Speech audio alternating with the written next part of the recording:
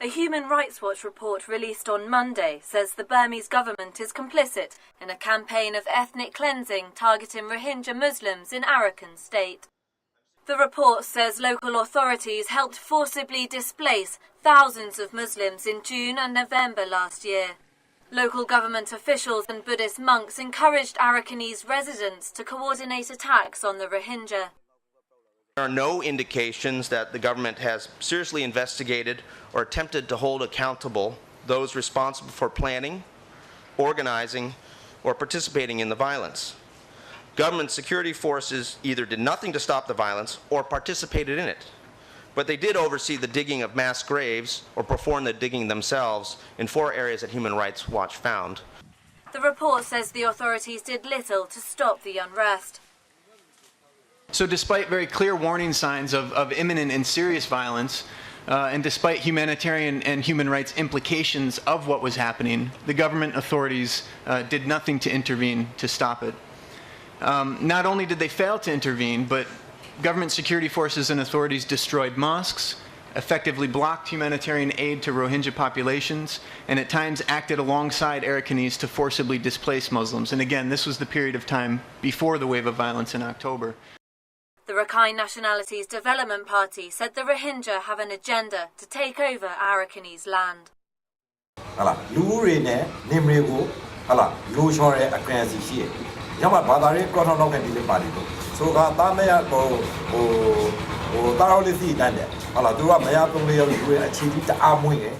For the Rohingya, life in the camps is tough. Medical and food aid is severely lacking, and much of it is being blocked. The Rohingya cannot leave the camps. People here in Coconut Garden are going hungry, and disease will soon spread once the rainy season starts in a couple of months. But the RNDP says the Rohingya are getting aid and are even pretending to suffer to gain sympathy. Muslim Kemdi Jaga to Roga, 9 Kratati, 9 Kratanon, Topi, Badi, Lavos, Lushige, Dure, Dure, Akuni Rata, so people Maraba, or the man. Now, Duro, and the time Goaza, Allah, Dure, Almendra, Dukarone, and the Tamu Pompo on Piatazo, she did it. But in reality, the people are suffering. In Mingala, the Muslim quarter in Sittwe, people here are not considered IDPs and as a result are receiving less aid. Food supplies are running out and they've closed the medical centre because there is no more medicine.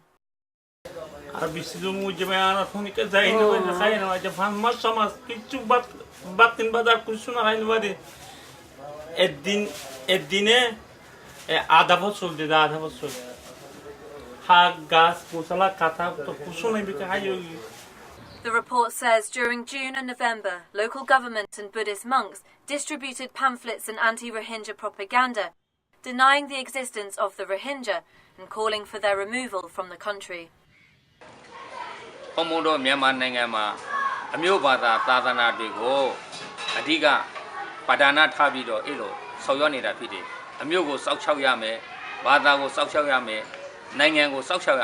Rohingya Amin Canada Bengali Kaladoye Nalong Intema Turoga Achempa Wadade Amiran Shinere.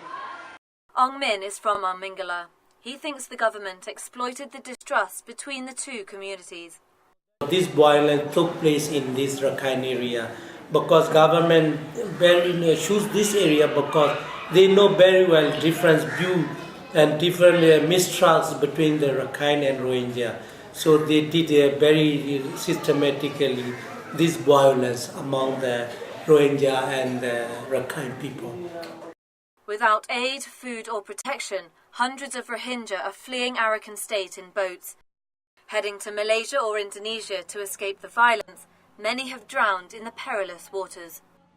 The Burmese government has rejected the human rights report as biased and says it will only listen to the findings of the investigation commission that was formed by the government to look into the Arakan crisis. It's due to give its results this week. With rainy season on its way, there are fears of a major humanitarian disaster. Unfortunately, the situation is about to get much, much worse for the over 125,000 internally displaced persons in Arakan state, who are only weeks away from a major humanitarian disaster as the rainy season arrives. In fact, I think we could probably argue that the humanitarian disaster has already taken place. It's about to get much worse. The rights group is calling for an independent international commission to investigate the crimes against humanity in Arakan state. The damning report comes just as the European Union prepares to drop more sanctions on Burma. For this stateless minority, the future looks bleak.